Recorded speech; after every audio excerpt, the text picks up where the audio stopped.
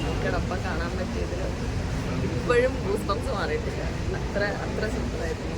ഇതൊരു black and white പടം ആയതുകൊണ്ട് എന്തെങ്കിലും പോരായ്മകളുണ്ടോ? കളറിൽ നിന്ന് ബ്ലാക്ക് ആൻഡ് വൈറ്റിലേക്ക് വരുമ്പോൾ പോരായ്മകൾ അങ്ങനെയൊന്നും. ഇത് അങ്ങനത്തെ ഒരു ടൈപ്പ് ഓഫ് പടമാണ്. അപ്പം അത് ആ ഒരു രീതിയിലുള്ള കണ്ടിട്ട് ആദ്യമായിട്ടാണ് ഇങ്ങനെ ഒരു മൂവി കാണുന്നത്. ബ്ലാക്ക് ആൻഡ് വൈറ്റ് എക്സ്പീരിയൻസ് എങ്ങനെയുണ്ടായത്? അടിപൊളി. ആദ്യമായിട്ട് കാണുന്നതിൻ്റെ ഒരു എക്സൈറ്റ്മെന്റ് ഡെഫിനറ്റ്ലി ഉണ്ടായി.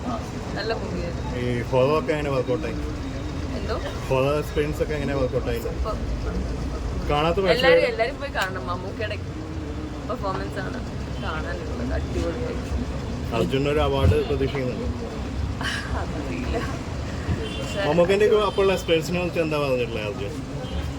മമ്മൂക്കയുടെ ഫാനാണ് അർജുൻ. അപ്പം ഇതിൻ്റെ ഷൂട്ട് തുടങ്ങിയപ്പോൾ തൊട്ടേ ആൾ ഭയങ്കര എക്സൈറ്റ്മെൻറ്റിലാണ്. ആ എക്സൈറ്റ്മെൻറ്റിലൂടെ തന്നെയാണ് നമ്മൾ മൂവി കാണാനും വന്നത്.